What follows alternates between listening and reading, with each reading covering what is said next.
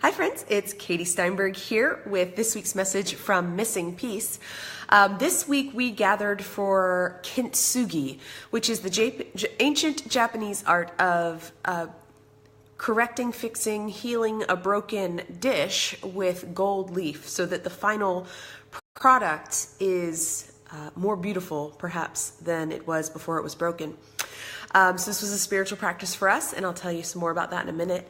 Coming up this coming week is going to be the 18th, and we have a lot of fun things in store all around town. As you know, we're a nomadic community that is meeting for spiritual practices, physical activities, and spiritual practices and serving opportunities. So we hope sometime you'll come and join us. But without further ado, here is this week's message from Missing Piece. Kintsugi is a Japanese art form in which breaks and repairs are treated as a part of the object's history. Broken ceramics are carefully mended by artisans with a lacquer resin mixed with precious metals. The repairs are visible, yet beautiful. As a philosophy, it treats breakage and repair as part of the history of an object, rather than something to be disguised. It's an embracing of the flawed and imperfect. Our Kintsugi exercise was about creating sacred space where we can be reminded of the fact that God values the wear and the marks and the brokenness we each endure in the course of our life. About the way that each of our breaks and tears and hurts and pain, our deepest wounds, are so often the fertile ground of vulnerability and connection, healing and beauty, of compassion and sincerity. It's about the ways in which our brokenness becomes beautiful. I want to be clear about something. This does not make it okay that you were abused, humiliated, or cast out. This does not make it okay that the hands of someone you trusted became hands of anger and attack. This does not make it okay that you were abandoned when you needed love most.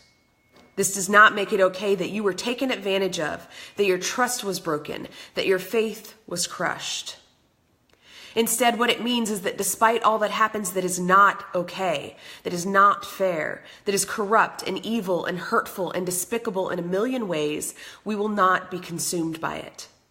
That we assert and at our best believe that even in our darkest hour, it can become a place of light and hope and goodness. That our past pain shows just how strong we are, even when there was no reasonable way we should have been. When no one should have to be. In the Christian liturgical calendar, this is the season of Lent. It's the 40 days leading up to Easter. In the Jesus story, it's knowing the worst is coming.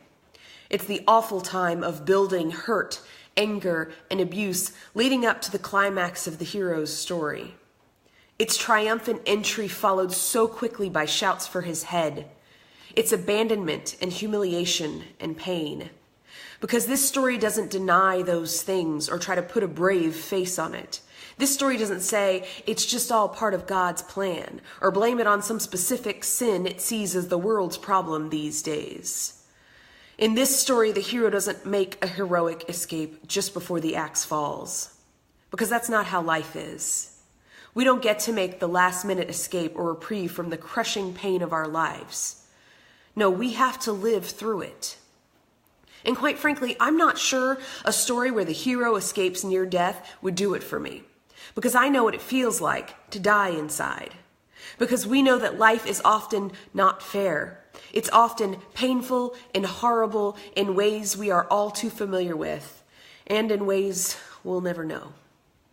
But because we also know that that is not the last word. The hero does die in this story, but it's not the end of the story. We have 2,000 years of history that tell us it's not the end of the story for this hero, no matter what you believe literally happened in Jerusalem circa 40 AD. There was no doubt a continuation of the story, a resurrection that still has the power to change lives today, that can remind us even in our deepest pain and brokenness that it's not the end of the story. That even the darkest hour can be made light. That a detailed story of abuse, humiliation, abandonment, and death by crucifixion can be transformed into a story of hope. Well, then maybe mine can too. As we moved from our sermon and talk together into our interactive portion, we took some time to think about a particular brokenness or pain that we're still dealing with in some way, that people still have scars from. It was probably uncomfortable. Some were even moved to tears, and that's okay. Missing peace is a place where that's safe. Some may feel or did feel the urge to laugh or make conversation. Those are often the defenses to pain, and that's okay too. Missing peace is a place where that's safe. We took out a pen and we wrote some symbol or word on a plate or dish that represents the broken place, even if it doesn't show up or was unrecognizable. The missing piece is a place where that is safe.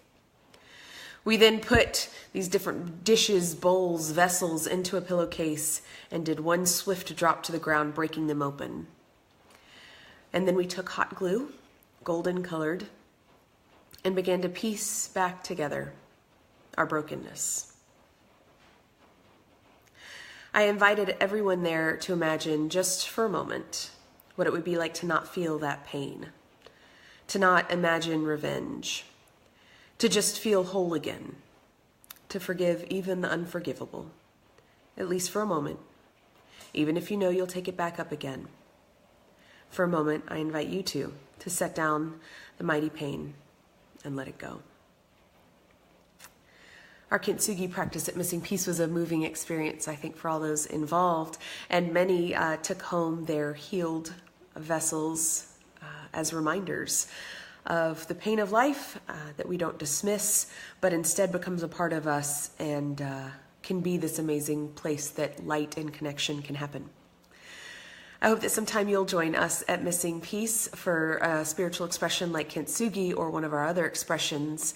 We meet every Sunday at 10:30, but you'll have to follow us to know where we meet. We're a nomadic community gathering all over the Volusia County area.